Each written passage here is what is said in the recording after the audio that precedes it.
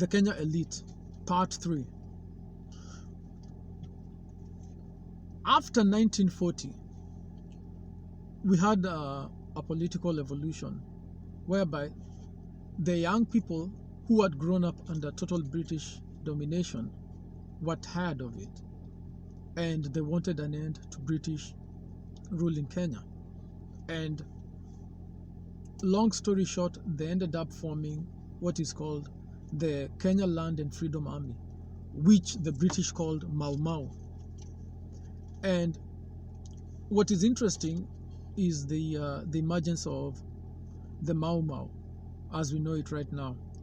What happened was that when the Second World War broke out, the British were, running low on men and supplies. So they recruited a lot of Africans, even from Kenya, and sent them to India to fight the Japanese.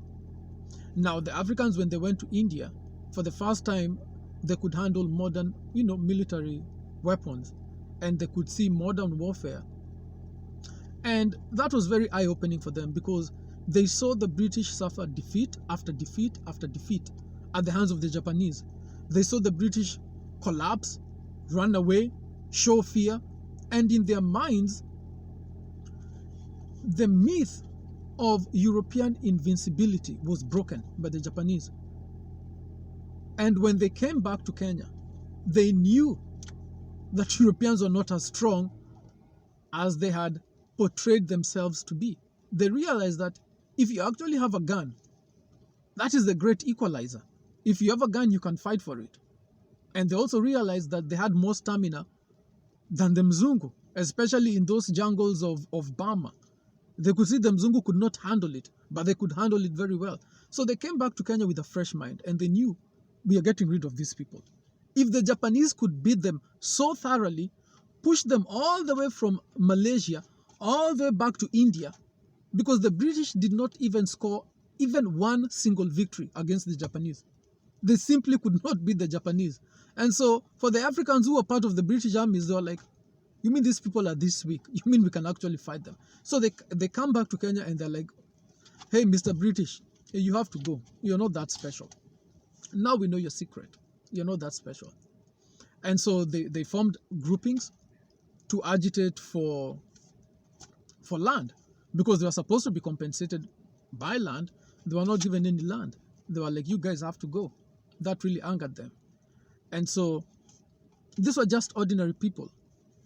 But unfortunately, the main opposition came from the African elite in Kenya, because the Mau Mau were saying the British needed to go, and the African elite were saying the British did not need to go.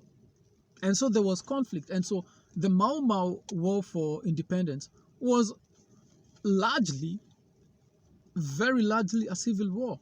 It was a civil war between the elite, who were loyal to the British and traitors to the Africans, and the African peasants who wanted total freedom. Now, the British simply joined the elite in waging war on the peasants. And don't forget that dichotomy about Kenya.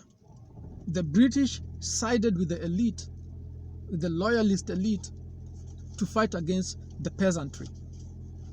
And it is in this context that Kenya earns independence.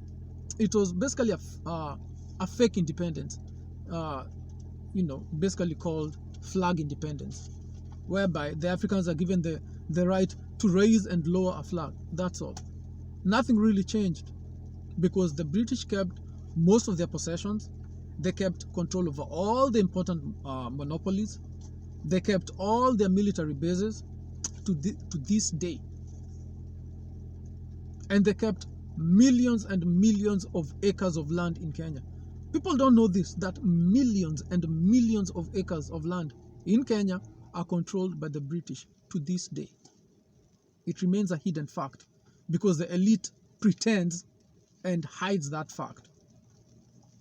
And so we find that the elite of Kenya presenting itself to the British as their defenders, that they see themselves that their primary role is to defend foreign interests in Kenya from the peasants.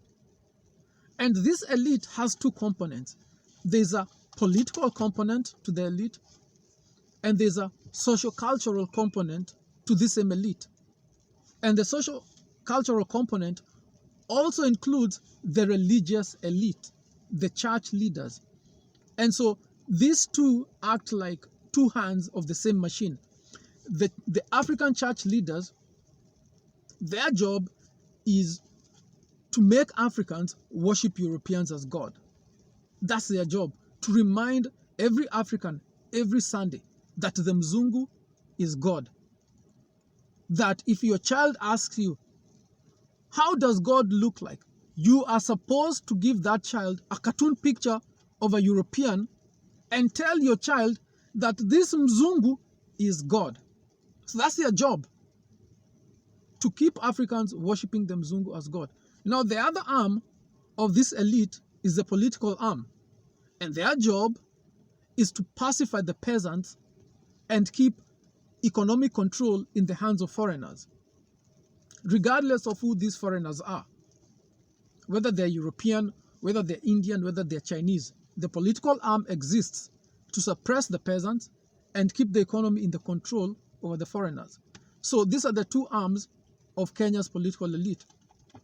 Now, what we see after 1960, we see an intensification of basically the loyalist nature of the African elite. The British realized, for many reasons, that colonialism was basically out of fashion.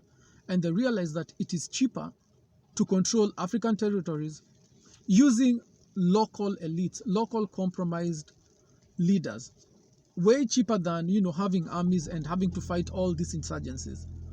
And so what happens in that, in the case of Kenya especially, all the people who truly represented peasant interests, the patriots, they were all pushed out of power. And the British gave power to the loyalist elite. And it is this loyalist elite that is in charge of Kenya right now.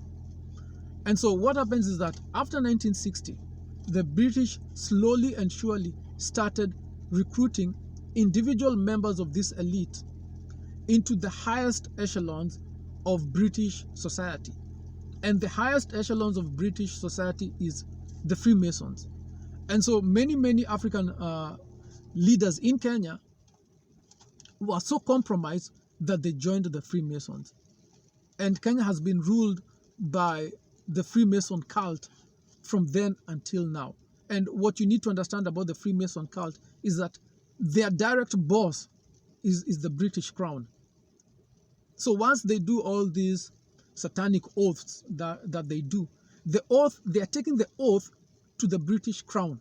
So you may have independence as a country, yes, but your top leadership, the elite itself, has taken a personal oath to the British Crown, because the Africans see themselves as part of the British. And so it is this elite unto who the British handed over independence. And the peasants, as represented by the Mau Mau, were completely sidelined to this day.